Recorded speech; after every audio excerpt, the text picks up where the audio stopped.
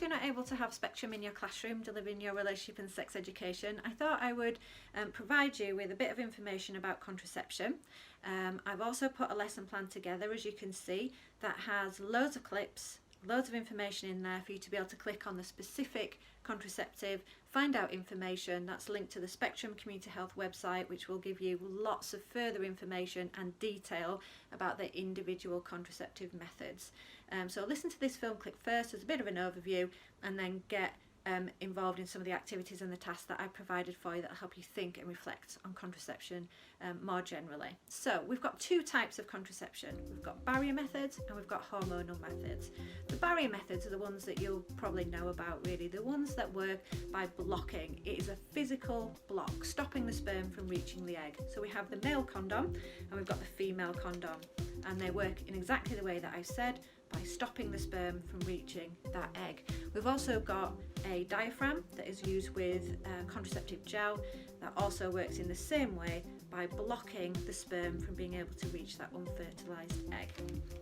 So the next ones we've got then are the hormonal methods. So the hormonal methods work in one of these ways. So we're either stopping the egg from being released from the ovary, we are thinning the lining of the womb, or we're making the cervical mucus thick so that the sperm can't get through it and reach that unfertilised egg. And then the different methods of contraception work in that similar way to prevent pregnancy. I will list them, the hormonal types of contraception, and show you them really quickly. So what I've got in my hand here are some contraceptive pills. Combined pill, the one that's got estrogen and progesterone, and the progesterone only. I've got the patch here, contraceptive patch, and the contraceptive ring. We've then got the long-acting and reversible forms of contraception. We've got the implant and the injection, and there is also one called a coil, an IUS. Those ones that I've just mentioned are long-acting and reversible forms of contraception, progesterone only. You don't need to remember this specifically in too much detail. All you need to remember with contraception is there's loads of options, loads of choices, and it's about finding the right method of contraception for the person. So then just spend time having a look online and finding the right method. So we're getting there now, only a few methods to go, and then we'll summarise at the end. So we've got these methods here. We've got the coils. Just fitting inside the neck of the womb and releasing a hormone that way. In the case of the IUS, the IUD is the copper coil. So just different ways of preventing pregnancy. But as I say, if you click on the links, you'll get more information about each one.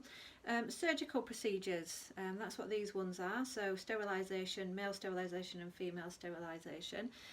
But then we've also got emergency hormonal contraceptives. So that's all the information that I'm going to give you, because what you're going to do is look at each specific method, find out more detail, but also think about what somebody might need to consider when choosing a form of contraception.